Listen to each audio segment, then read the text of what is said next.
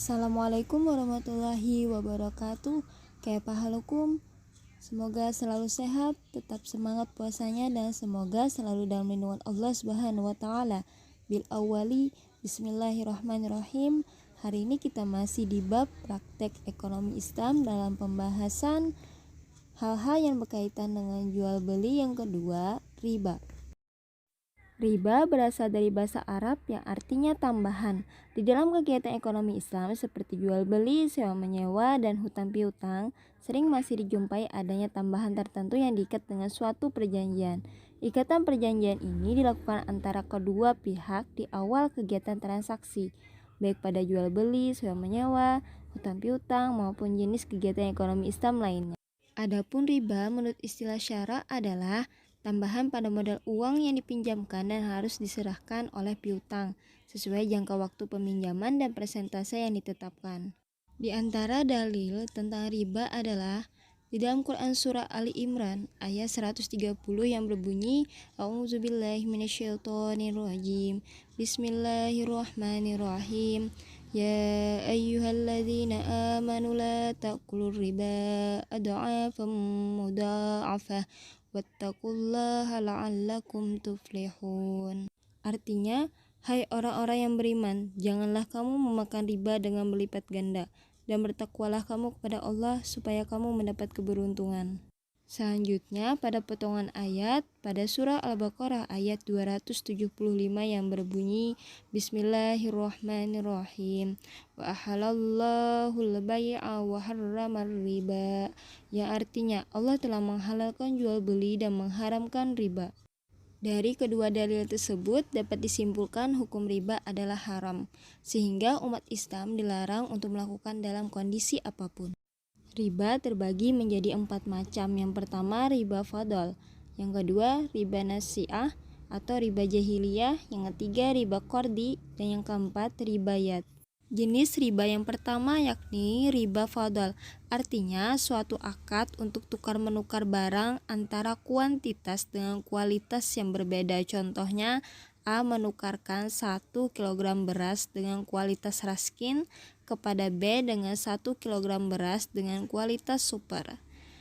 Selanjutnya, contoh pada hadis Nabi yang diriwayatkan oleh Abu Sa'id radhiyallahu an, ia berkata, Bilal datang menghadap ke Nabi Muhammad SAW dengan membawa kurma barni atau kurma kualitas bagus. Rasulullah pun bertanya kepada Bilal, dari mana engkau mendapatkannya? Bilal menjawab, saya mempunyai kurma yang rendah mutunya dan menukarkannya 2 sa dengan 1 sa kurma barni untuk dimakan oleh engkau wahai Nabi SAW. Ketika itu Rasulullah SAW bersabda, hati-hati, hati-hati, ini aslinya riba, jangan kamu lakukan. Bila engkau mau membeli kurma, maka jualah lebih dahulu kurmamu yang lain untuk mendapatkan uang, dan kemudian gunakanlah uang tersebut untuk membeli kurma barni. Hadis riwayat Bukhari. Jenis riba yang kedua yakni riba nasi'ah, adalah tukar menukar 2 barang yang sejenis maupun tidak sejenis, atau jual beli yang bayarannya diisyaratkan lebih oleh penjual dengan dilambatkan. Riba ini terjadi dalam jual beli dengan model antara tunai dengan tempo harga yang berbeda. Contoh, si A membeli arloji seharga Rp500.000 oleh penjual diisyaratkan membayarnya tahun depan dengan harga Rp525.000.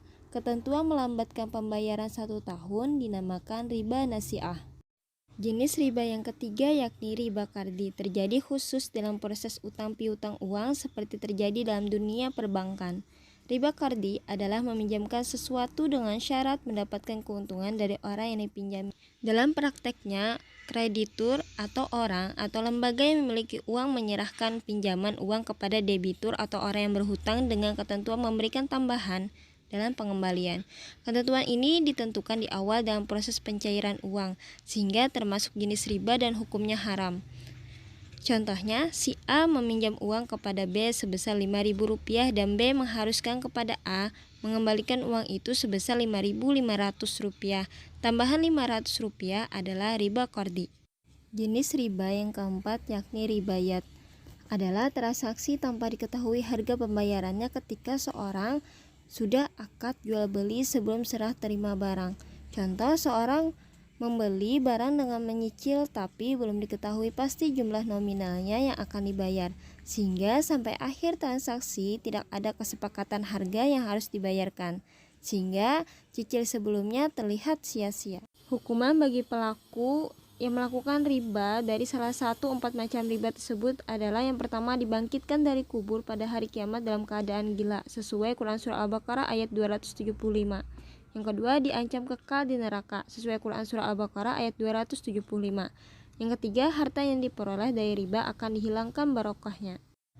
Yang menjadi alasan mengapa riba diharamkan: yang pertama, riba akan menumbuhkan kecintaan dan ambisi terhadap harta pada diri peminjam atau pelaku riba. 2. Riba akan membahayakan akhlak dan jiwa.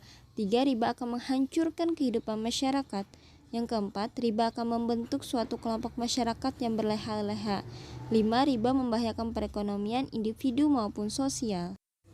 Jadi, oleh karena itu diharamkan praktek riba dalam praktek ekonomi Islam, memberikan hikmah yang sangat besar dalam kehidupan umat Islam. Di antara hikmah diharamkannya riba bagi umat Islam adalah: pertama, membebaskan penindasan ekonomi seseorang. Kedua, membebaskan sifat malas umat Islam. 3. Menghindari kerusakan individu dan masyarakat. Dan yang keempat, menghindari perilaku zalim.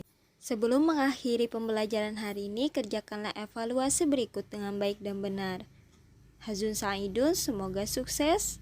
Kita akhiri dengan membaca hamdalah alhamdulillah ila liqa. Assalamualaikum warahmatullahi wabarakatuh.